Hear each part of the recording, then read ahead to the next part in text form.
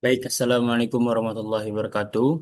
Perkenalkan, nama saya Fadil Gusti Pratama dengan NIM 24 10 95 10 23 dari kelompok 11 Praktikum Sistem Kendali Universitas Andalas. Jadi di sini saya akan menjelaskan modul 2 yang dimana berjudul Kontrol Kecepatan Motor DC dengan Sistem Kendali Lingkar Terbuka dan Lingkar Tertutup. Langsung masuk saja ke pembahasan. Oke, yang pertama itu saya akan membahas tentang diagram blok sistem kendali. Untuk pengertiannya, diagram blok adalah representasi visual dari tahapan pengendalian suatu sistem kendali. Nah, selanjutnya itu ada bagian-bagian utama diagram blok. Yang pertama di sini ada garis sinyal yang merupakan arah aliran sinyal. Yang selanjutnya itu ada subsistem atau plan, yang dimana berisikan karakteristik dari tahapan pada blok itu sendiri berupa suatu fungsi. Di sini fungsi GS. Nah, selanjutnya ini ada summing point atau titik penjumlahan, merupakan titik penjumlahan dua sinyal atau lebih. Selanjutnya selanjutnya itu ada branch point atau titik percabangan. Titik percabangan dua sinyal atau lebih. Baik, itu adalah bagian-bagian utama dari diagram blok. Selanjutnya itu ada contoh diagram blok sistem kendali. Di sini terdapat diagram blok sistem kendali. Yang pertama di sini ada sinyal inputan RS yang merupakan garis sinyal. Dan di sini ada titik penjumlahan ya, atau summing point. Selanjutnya di sini ada ES sebagai sinyal error dari sinyal. Dan di sini terdapat subsistem atau fungsi GS. Nah, di sini juga terdapat garis sinyal yang berupa CS atau sinyal output, sinyal keluaran. Nah, di sini terdapat branch point atau titik percabangan untuk sinyal feedbacknya. Di sini terdapat subsistem dari HS. Nah, di sini juga ada garis sinyal yang berupa sinyal BS berupa sinyal feedbacknya. Nah, selanjutnya saya akan membahas hubungan dan modifikasi diagram blok. Di sini ada dua hubungan. Yang pertama itu hubungan seri. Di sini bisa kita lihat ada diagram sederhana untuk hubungan seri. Yang pertama di sini ada sinyal inputan X1S, ada subsistem pertama G1S, untuk sinyal kedua X2S, subsistem kedua G2S, dan untuk sinyal ketiga yaitu X3S. Nah, di sini kita X2-nya itu sama dengan X1S dikali G1S. Nah, sini menyatakan persamaan pertama. Untuk persamaan keduanya itu sama dengan X3 itu sama dengan X3S sama dengan X2S dikali G2S. Nah, selanjutnya substitusi persamaan pertama ke persamaan kedua. Karena pada persamaan kedua itu terdapat X2S. Jadi dimasukkan saja sehingga mendapatkan X3S sama dengan X1S dikali G1S dikali G2S. Nah, untuk hubungan selanjutnya itu adalah hubungan paralel. Di sini bisa kita lihat sinyal inputan berupa X1S. Nah, di sini juga ada terdapat titik percabangan, maka sinyal ini akan terbagi menjadi dua jalur. Yang pertama itu ke subsistem pertama yaitu G1S. Nah, untuk yang kedua itu pada subsistem kedua G2S. Di sini untuk X2S, untuk keluaran dari subsistem pertama itu ada X2S. Nah, X2S. Untuk keluaran dari subsistem kedua itu adalah X3S. Nah, di sini juga ada terdapat titik summing point atau titik penyebelahan dan sehingga di sini ada sinyal keluaran berupa X4S. Nah, untuk X4S itu kita mencarinya dengan mengurangkan sinyal yang kedua dengan sinyal yang ketiga. Jadi di sini ada X2S dikurang dengan X3S karena di sini pada titik penyebelahan X3S mengarah ke tanda pengurangan. Nah, langsung saja kita kerjakan. Jadi X2S sama dengan X1S dikali G1S karena berhubungan seri menjadi persamaan pertama. Untuk persamaan dua yaitu X3S sama dengan X1S dikali G2S karena sama kayak tadi karena X1S sama G2S itu bukan hubungan seri maka langsung dikalikan saja. Jadi persamaan keduanya sudah didapat. Pada blok diagram di atas terhubung ke titik penjumlahan sehingga X4S tadi kan X2S dikurang X3S. Kita masukkan X2S sama dengan Maksudnya X2S kurang X3S sama dengan X1S dikali G1S dikurang X1S dikali G2S. Nah, di sini karena sama-sama memiliki X1S, kita keluarkan saja X1S-nya, sehingga X4S sama dengan X1S dikali G1S dikurang G2S. Nah, selanjutnya di sini ada modifikasi diagram blok. Pertama itu adalah pergeseran titik percabangan dari sebelum dan sesudah sistem. Di sini ada sinyal inputan, ada titik percabangan pada sebelum sistem. Nah, selanjutnya di sini setelahnya itu jadi titik percambangannya maju ke kanan atau sudah subsistem. Maka bisa kita lihat di sini X1 sama dengan X1 dikali G dikali A. Yang di mana nah di sini X1 dikali G dikali A. Yang di mana A-nya itu sama dengan 1/G. Selanjutnya itu ada pergeseran titik percabangan dari sebelum dan sesudah sistem. Jadi bisa lihat di sini pada diagram blok yang di sini itu titik percabangannya sesudah subsistem. Maka akan kita pindahkan sebelum subsistem, maka mendapatkan fungsi A. Jadi di sini X1A sama dengan X1G. Sehingga A-nya itu sama dengan G. Untuk selanjutnya, di sini juga ada pergeseran titik penjumlahan dari sebelum dan sesudah sistem. Nah, di sini bisa kita lihat untuk titik penjumlahan itu ada di sebelum subsistem dan akan kita ubah menjadi eh, titik penjumlahan sesudah subsistem. Nah, di sini persamaan itu X3 sama dengan X1 dikurang X2 G dikali G. Yang dimana X3 itu sama dengan X1G dikurang dikalikan silang X1 ke G dikurang X2G. Ini persamaan pertama. Untuk persamaan keduanya di situ ada X3 sama dengan X1G dikurang dengan X2A. Nah, dari persamaan satu dan persamaan 2 didapatkan X1G dikurang X2G sama dengan X1G dikurang X2A. Yang dimana bisa kita langsung eliminasikan saja X1 dengan X2-nya sehingga G sama dengan A. Nah, selanjutnya itu ada perjelasan titik penjumlahan dari sebelum dan sesudah sistem. Di sini bisa kita lihat titik penjumlahan dari sesudah sistem menjadi sebelum sistem. Di sini persamaannya X1, X3 sama dengan X1G dikurang X2. Untuk persamaan kedua, pertama dari diagram pertama. Untuk pada diagram keduanya itu X3 sama dengan X1 dikurang X2A dikali G. Persamaan satu dan persamaan 2 didapatkan X1G dikurang X2 sama dengan X1 dikurang X2G, X2A dikali G. X1 dikali X1G dikurang X2 sama dengan dikali sekarang X1G dikurang X2AG. Sehingga X2 dikali A dikali G sama dengan X2. Nah, di sini A sama dengan 1/G karena X1 dibagi per X1 sehingga A sama dengan 1/G. Nah, selanjutnya ada sistem kendali lingkar terbuka. Sistem kendali lingkar terbuka merupakan sistem yang tidak memiliki umpan balik atau feedback. Bisa kita lihat dari diagram, ini tidak ada sinyal feedback dari outputnya, sehingga ini merupakan contoh dari sistem kendali lingkar terbuka. Nah, untuk fungsi alih sistem tingkat terbuka yaitu CS per RS sama dengan GS. Jadi, sinyal input sinyal output per sinyal input sama dengan fungsinya atau subsistem. Jadi, keluaran sistem kendali tingkat terbuka merupakan CS sama dengan GS dikali RS. Untuk selanjutnya ini ada sistem kendali lingkar tertutup atau sistem yang memiliki umpan balik. Nah, di sini kita lihat di sini pada diagram. Untuk diagram bloknya terdapat sinyal feedbacknya berupa PS dan fungsinya berupa S. Bisa kita cari turunkan di mana CS sama dengan ES dikali GS untuk persamaan pertama. Untuk persamaan kedua ES atau sinyal errornya didapatkan dari sinyal input dikurang sinyal feedback. Jadi RS dikurang BS. Nah, selanjutnya BS didapatkan dari CS dikali dengan AS. Nah, substitusikan persamaan ketiga ke persamaan kedua sehingga ES di sini kita masukkan BS-nya ke persamaan kedua. Jadi ES sama dengan RS dikurang CS dikali HS. Nah, Selanjutnya, substitusikan persamaan keempat ke persamaan satu menjadi CS sama dengan RS dikurang CS kali HS dikali GS. Nah, distribusikan GS menjadi sehingga menjadi CS sama dengan RS GS dikurang CS HS GS.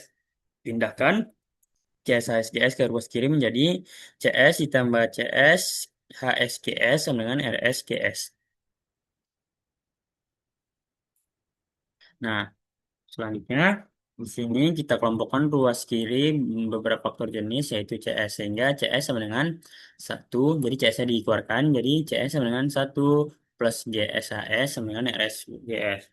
Nah, sehingga untuk karena fungsi ahli itu merupakan CS per RS, jadi di sini kita lihat, jadi RS kita pindahkan, sehingga CS per RS sama dengan GS per satu plus GSHS. Keluaran sistem kendali lingkar terbuka menjadi CS sama dengan GS per satu plus GSHS dikali RS. Nah, untuk perbandingan sistem lingkar terbuka dan lingkar tertutup, di sini ada kriteria. Kriterianya kestabilan dan ketelitian. Untuk kestabilan ketelitian pada sistem kendali lingkar terbuka yaitu kurang stabil dan teliti. Kurang stabil dan kurang teliti. Untuk sistem kendali lingkar tertutup, yaitu lebih stabil dan lebih teliti. Kalau untuk kriteria kemudahan pembuatan, pada sistem kendali lingkar terbuka itu lebih mudah dibuat. Sedangkan untuk sistem kendali lingkar tertutup itu lebih susah dibuat. Untuk kriteria umpan balik, pada sistem kendali lingkar terbuka itu tidak ada. Untuk sistem kendali lingkar tertutup itu ada. Untuk kriteria biaya pembuatan, sistem kendali lingkar terbuka itu relatif murah, sedangkan sistem kendali lingkar tertutup itu relatif mahal. Nah, selanjutnya kita masuk ke konstanta pengali atau di konstanta pengali atau KP. Kita singkat. Nilai ke konstanta pengali merupakan nilai yang digunakan untuk memperkuat sinyal sebelum masuk ke subsistem. Diagram blok sistem kendali lingkar terbuka dengan konstanta pengali KP. Di sini kita lihat diagramnya. Di sini terdapat konstanta pengali sebelum subsistem. Sehingga fungsi alih sistem kendali lingkar terbuka dengan konstanta pengali KP dengan yaitu CS per S sama dengan KP dikali GS. Jadi subsistem dikali dengan konstanta pengali karena hubung seri.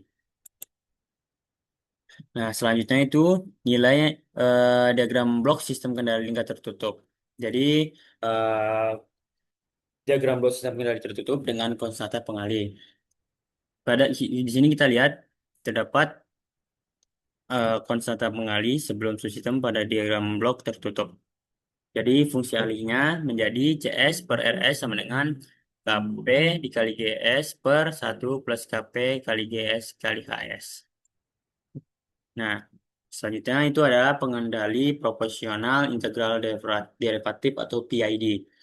Yang di mana PID merupakan pengendali yang digunakan untuk memperbaiki performansi sistem melalui perbaikan respons sistem yang dihasilkan.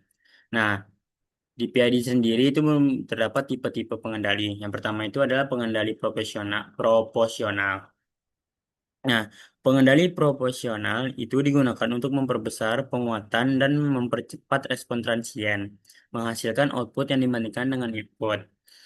Nah, di mana hubungan antara sinyal error di sini S ini merupakan sinyal error dengan sinyal kontrol U dalam domain waktu. Di sini kita lihat dalam domain waktunya yaitu sama dengan UT sama dengan KP konstanta pengali dikali ET itu sinyal errornya. Dalam domain Laplace ditulis sebagai US per ES sama dengan KP. Di sini pengaruh dari pengendali proporsional yang dimana untuk kondisi konstanta pengali diperkecil, maka pengaruhnya respon sistem akan semakin lambat dan rise time akan semakin lama. Untuk KP diperbesar, respon sistem akan semakin cepat dan rise time semakin meningkat. Kalau kondisi KP terlalu besar, maka pengaruhnya respon sistem semakin tidak stabil atau terjadi overshoot atau osilasi terjadi. Nah, di sini ada catatan yang dimana nilai KP dapat diatur sedemikian rupa untuk mengurangi steady state error, tetapi tidak menghilangkannya. Selanjutnya, ada tipe pengendali, yaitu pengendali integral, yang dimana pengendali integral ini digunakan untuk menghilangkan steady state error, menghasilkan output lebih besar atau lebih kecil ketika error input sama dengan nol. Nah, di sini nilai errornya diumpamakan sebagai laju perubahan sinyal kontrol U. Di sini karena UT-nya kita ubah ke domain waktu sehingga DUT per DT sama dengan KI dikali ET sebagai sinyal error. Nah, kedua ruasnya kita integralkan sehingga didapatkan UT sama dengan KI dikali integral 0 sampai T dikali ET DT. Nah, kita ubah ke dalam domain Laplace gitu.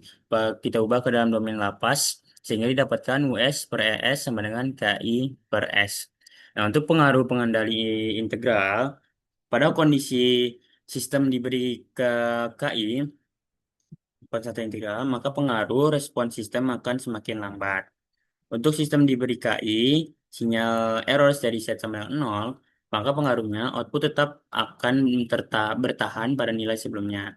Untuk kondisi sistem diberi KI dengan sinyal error steady state-nya tidak sama dengan 0, maka pengaruhnya output menunjukkan kenaikan atau penurunan dipengaruhi oleh nilai error steady state dan nilai KI. Jika kondisinya KI sangat besar, maka pengaruhnya semakin cepat error hilang, tetapi osilasi meningkat.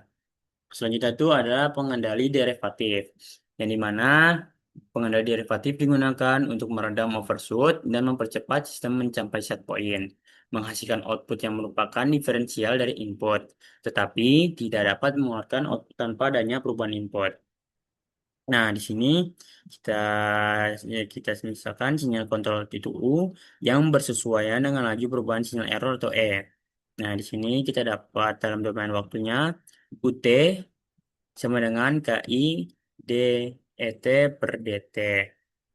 Karena di sini perubahan sinyalnya itu pada sinyal errornya, maka sinyal errornya menjadi DET per DT.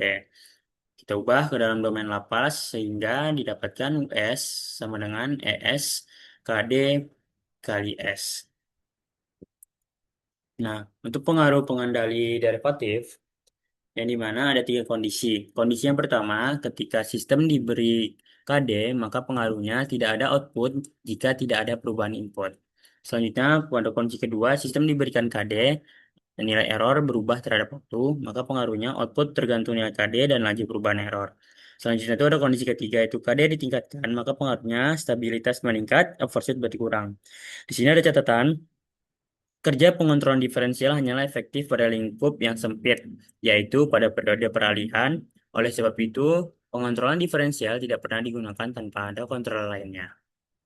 Oke, selanjutnya itu ada pengendalian proporsional integral, yang dimana digunakan untuk mengoptimalkan kerja dari pengendali proporsional. Di sini ada kita dapatkan persamaan UT-nya sama dengan KP dikali ET sebagai ditambah KP per TI integral 0 sampai T dikali ET dt.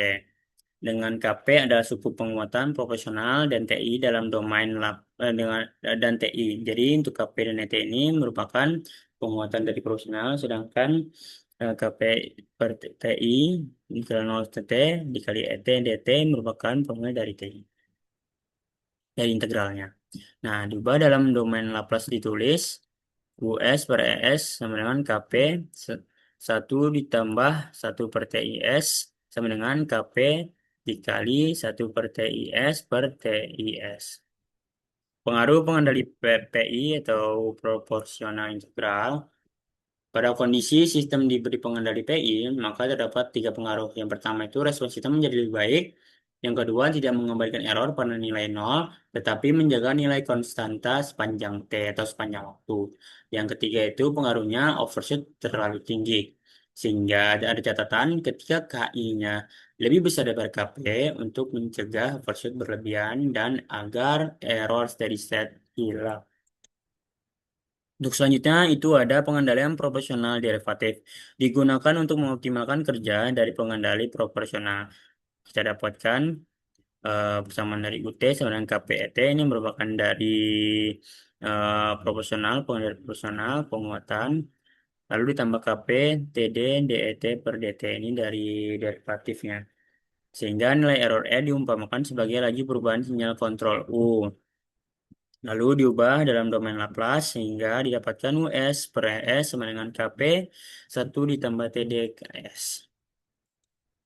Nah, untuk pengaruh pengendali proporsional derivatif pada kondisi sistem diberi pengendali PD, maka terdapat tiga pengaruh. Yang pertama itu respon sistem menjadi sangat cepat.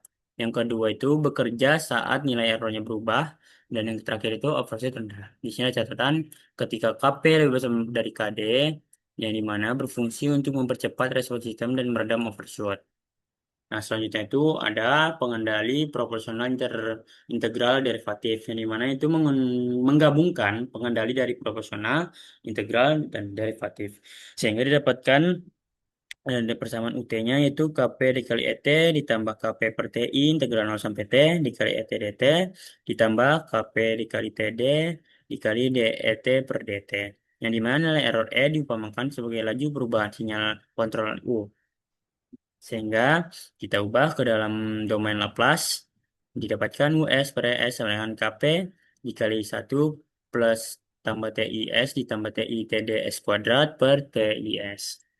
Nah, untuk pengaruhnya pada pengendali proporsional integral derivatif, untuk kondisi untuk kondisi sistem diberi pengendali PID, maka pengaruhnya ada tiga. Pengaruh pertama, respon transien menjadi lebih baik. Yang kedua, error steady state hilang. Dan yang ketiga, overshoot rendah. Nah, di sini ada tipe-tipe pengendali PID.